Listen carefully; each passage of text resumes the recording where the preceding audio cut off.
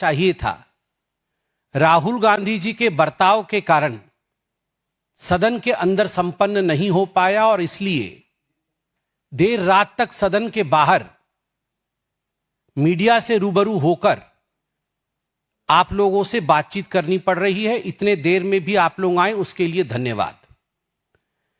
आज 6 बजे राहुल गांधी जी ने फिर से एक प्रेस कॉन्फ्रेंस बुलाया और उसमें फिर से तथ्यों को भटकाने की कोशिश की। नंबर 1, उन्होंने आक्षेप लगाया कि I was not allowed to speak, मुझे बोलने का मौका नहीं दिया गया। मैंने बार बार कहा है, जब 45 लोगों को बोलने का मौका दिया गया तो राहुल गांधी को बोलने का मौका क्यों नहीं दिया जाएगा। जब प्रियंका वाड्रा जी को बोलने का मौका दिया गया, प्रियंका वाड्रा जी ने भी कई आक्षेप लगाए, तो राहुल गांधी जी को बोलने का मौका क्यों नहीं दिया जाएगा। राहुल गांधी जी को पूरा मौका दिया गया मगर राहुल गांधी जी बोल नहीं पाए।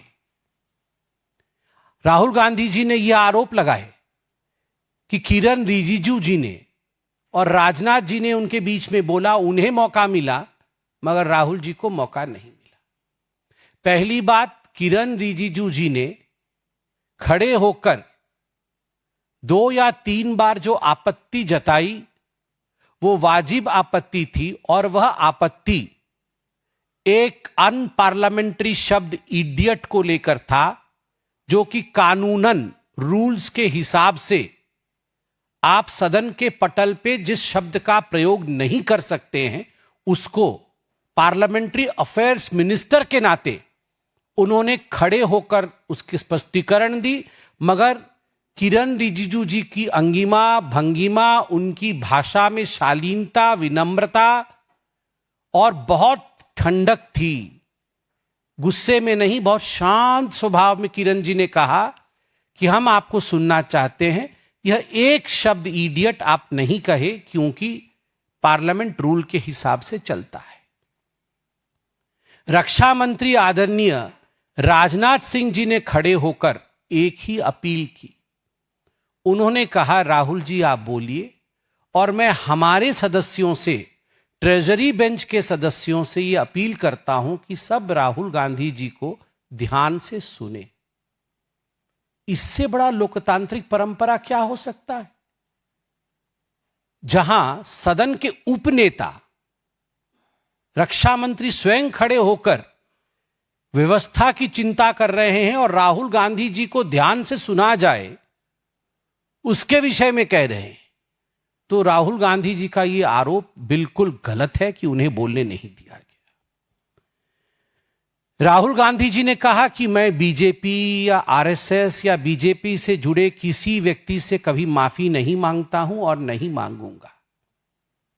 अभी तो कुछ दिन पहले ही कोर्ट में शिवराज सिंह चौहान जी से माफी मांगा था, लिखित में माफी मांगा था कि मुझे प्लीज माफ कर दीजिए। और मुझे याद है, चौकीदार चोर है जो उन्होंने कहा था, सुप्रीम कोर्ट ने उनसे हलफनामे में एफिडेविट पर माफी मंगवाई थी। एफिडेविट हस्ताक्षर करके राहुल गांधी जी ने माफी मांगा था। तो राहुल गांधी जी आप यहां माफी नहीं मांगते हैं माइक के सामने, मगर कोर्ट में जाके एफिडेविट देके आप माफी मांगते हैं। यह आपका कैरेक्टर है, यह हम भी जानते हैं कि आप माफी मांगते हैं, कोर्ट में मांगते हैं। गोल पोस्ट चेंज करना कोई राहुल गांधी जी से सीखे। दोबारा जाके मैंने सुना राहुल गांधी जी ने आज सदन में क्या कहा था। उन्होंने कहा सदन में कि स्टूडेंट्स वर शॉट एट, उनके ऊपर शूटिंग हुई, गोली चलाई गई और इसका ऑर्डर गृह मंत्री जी ने दिया। भारतीय जनता पार्टी के तमाम नेताओं ने, इंक्लूडिंग आज माननीय जितेंद्र सिंह जी ने, जो कि रिप्लाई दे रहे थे सदन के पटल पर, पीयूष गोयल जी ने, किरण रिजिजू जी ने, और थोड़ी देर पहले से आधिकारिक रूप से भारतीय जनता पार्टी ने प्रेस कॉन्फ्रेंस करके यह स्पष्ट कर दिया कि गोली नहीं चली है, कोई फायरिंग नहीं हुई है। यह बिल्कुल स्पष्ट कर दिया गया है। कोई कारतूस हो तो आप दिखाइए, कोई बैलिस्टिक जांच रिपोर्ट आपके पास है तो आप दिखाइए। तो गोल पोस्ट चेंज कर दिया गया। तो ये जो गोल पोस्ट चेंज करने की आदत है, यह राहुल गांधी जी की पुरानी आदत है।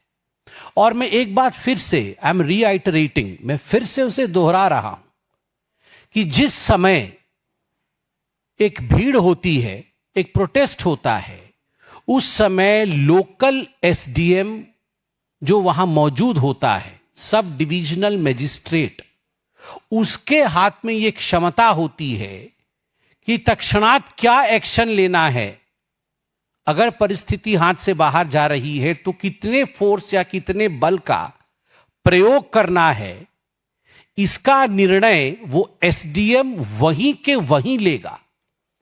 तो राहुल गांधी जी ने जो कहा कि दिल्ली पुलिस गृह मंत्रालय के अंतर्गत आती है, उसका अर्थ यह नहीं है कि गृह मंत्री जी एक एक जगह पर जहां भीड़ इकट्ठी हुई है वहां पर वो ऑर्डर दे रहे हैं। आज राहुल गांधी जी ने अपने अभी के प्रेस वार्ता में कहा कि मैंने देखा अपने आंखों से सदन के अंदर कि गृह मंत्री जी पुलिस वालों से लगातार फोन पे बात कर रहे थे, जितेंद्र सिंह जी से लगातार फोन पे बात कर रहे थे। कैसे देखा?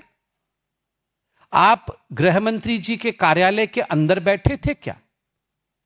ये राहुल गांधी जी की आदत है। आप याद करिए, मनोहर पर्रिकर जी से लेकर सुषमा स्वराज जी के लिए किस प्रकार राहुल गांधी जी ने झूठ बोला था कि राफेल को लेकर मनोहर पर्रिकर जी ने मुझे ऐसा कहा था, किसी विषय को लेकर मुझे सुषमा स्वराज जी ने ऐसा कहा था।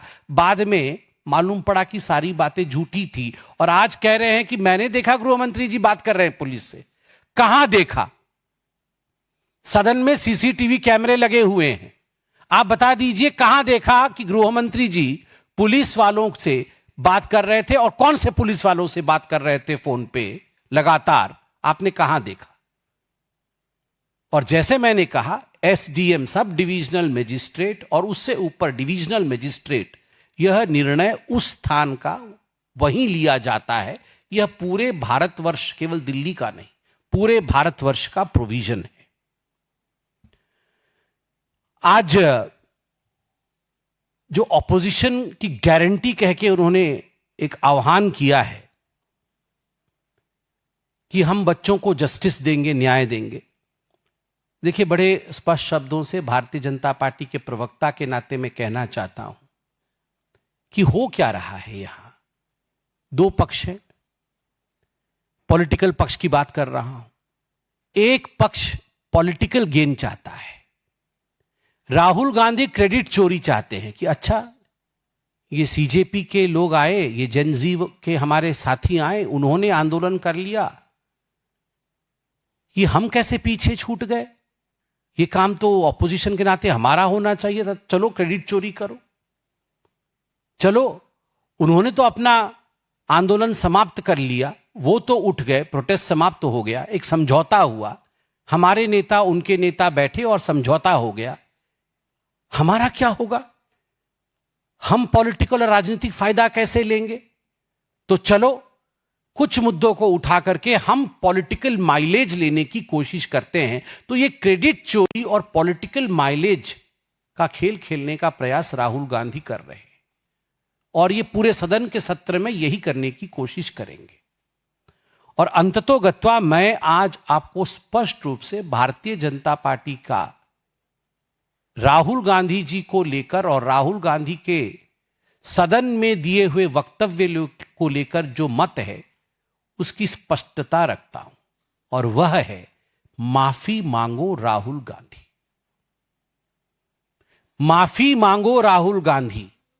माफी इसलिए मांगो क्योंकि आपने भ्रम फैलाया।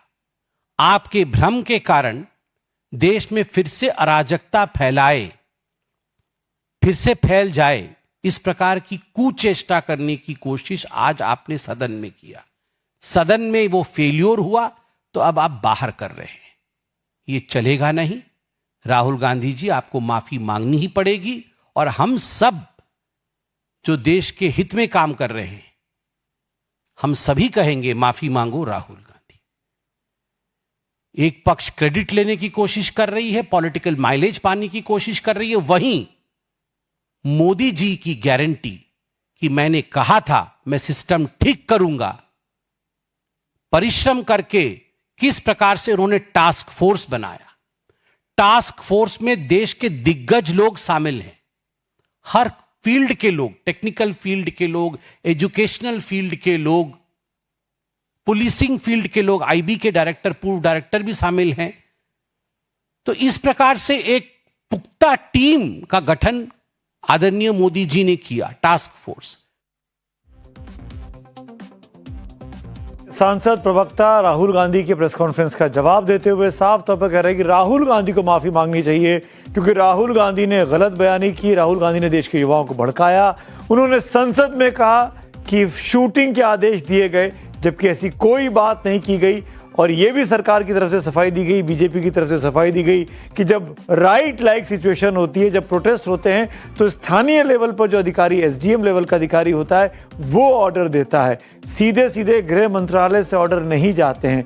ये कहना कि गृह मंत्री ऑर्डर दे रहे थे, ये सरासर राहुल गांधी गलत बयानी कर रहे हैं। राहुल गांधी का कहना है कि पैलेट गन चली है और पैलेट गन के एक विक्टिम को वो दिखा भी चुके हैं प्रेस कॉन्फ्रेंस में। वो तस्वीरें भी उन्होंने 3 दिन पहले दिखाई थी।